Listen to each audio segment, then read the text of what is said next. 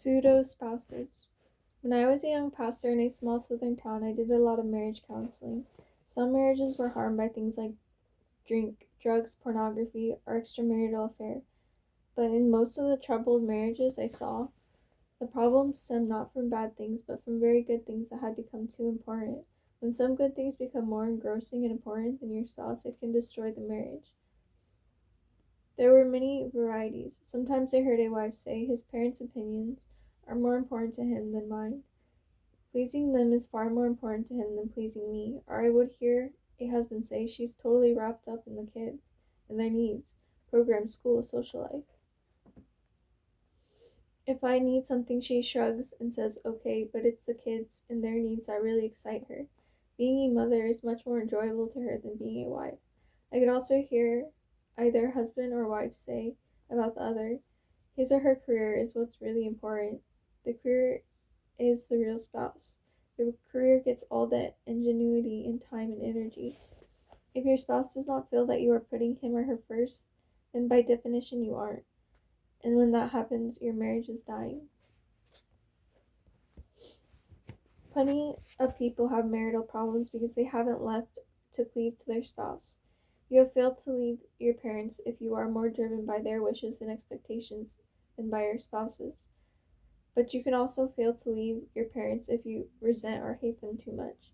For example, you may say, I won't bring my kids to church because my parents did that and I hated it. But this means you are being controlled by your parents.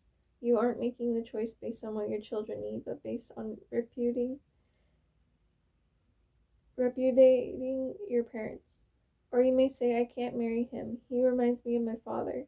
So what if a man resembles your father? You should be judging him on what he is in toto and how he relates to you.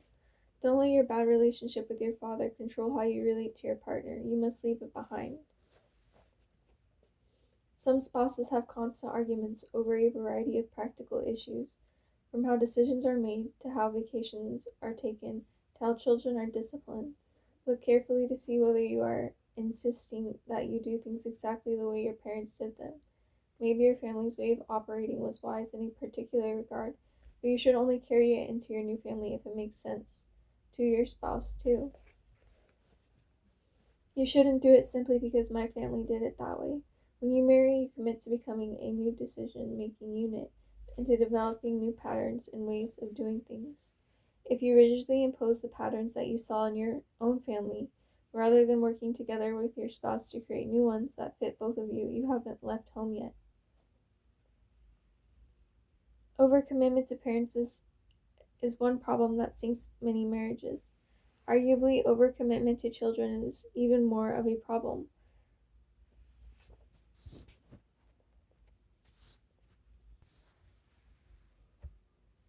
There are a lot of reasons why this is a major temptation today. First, your children do need you desperately. They are part of your new family, not former family, so it is right to consider parenting a very high and important calling in life. Also, if a marriage cools, it is natural to get your primary need for love and affection met through the parent-child relationship rather than the husband-wife relationship. But if you love your children more than your spouse, the entire family will be pulled out of joint and everyone will suffer. And I do mean everyone. I know of a woman who was giving her life for her daughter, but in such a way that it was creating great stress and strain between her and her husband. The husband resented the time and effort the mother was putting into the daughter's musical career. It was clear to nearly everyone that the mother was fulfilling some of her own unrealized dreams through her daughter, but in the process she was killing her marriage. The irony was, this was the worst possible thing for her daughter, who was very anxious about the crumbling marriage. A strong marriage between parents makes children grow up feeling the world is a safe place and love is possible. Also, her daughter was not learning from observation how a good marriage worked or how men and women can relate together well. By putting her daughter before her husband, she was harming her daughter. A breakthrough came when a counselor said to her, the best way for you to be a great mother to your daughter is by being a great wife to your husband. That is the main thing your daughter needs from you. When she began to see this, she began to give her marriage the priority it should have. Research on child abuse has revealed that many of the people who physically abuse their children don't do so because they hate their children. Often it is because their children are the ones whom they rely on most for their love. And if their children don't love them back by behaving properly, their anger explodes, they snap. But children are children. They shouldn't be expected to give you the friendship and love a spouse can. Marriage is so much like salvation, our relationship with Christ, that Paul says you can't understand marriage without looking at the gospel. So let's do that. Salvation is a fresh start. Old things have passed away, behold, the new has come. And when through the gospel we enter into a marriage-like relationship with Jesus as our divine spouse, that means giving Christ the supremacy in your life. In other words, Jesus asked for nothing that any spouse doesn't ask for. Put me first, he says. Have no other pseudo-gods before me. It is the same thing with marriage. Marriage won't work unless you put your marriage and spouse first, and you don't turn good things like parents, children, career, and hobbies into pseudo-spouses. In Ephesians 5:28, Paul introduces another metaphor. He says that a husband ought to love his wife as he does his own body. Paul is referring to the fact that your health is foundational to everything else you do. What if you decide that making a lot of money will make you happy, so you put your work ahead of your health? You work enormously long hours so that you get no exercise or sleep. You eat very poorly, and you put yourself under a lot of stress. Yes, you are making a lot of money, but the heart attack you bring on will make it impossible to enjoy your wealth.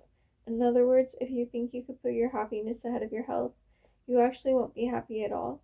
Good health, then, is fundamental to happiness, then great wealth, as most rich people will tell you when their health has broken down. Paul likes marriage to be the health of your body. As we have said, it must be the most fundamental human relationship of your life. When you marry, you've gone into something that was invented by God. And if you determine to run your marriage your way, you're in for a lot of trouble, because marriage is God's institution. He built it to be a primary relationship in your life. If you think that marriage is going to be a sidebar to your great career, that it is going to come second or third in your life, and that your spouse had better get used to it, watch out. Marriage isn't built that way. Once you're married, your marriage has to take priority. The reason it must have priority is because the power of marriage. Marriage has the power to set the course of your life as a whole. If your marriage is strong, even if all the circumstances in your life around you are filled with trouble and weakness, it won't matter. You will be able to move out into the world in strength. However, if your marriage is weak, even if all the circumstances in your life around you are marked by success and strength, it won't matter. You will move out into the world in weakness. Marriage has the kind of power, the power to set course of your whole life. It has the power because it was instituted by God, and because it has unequaled power, it must have unequaled supreme priority.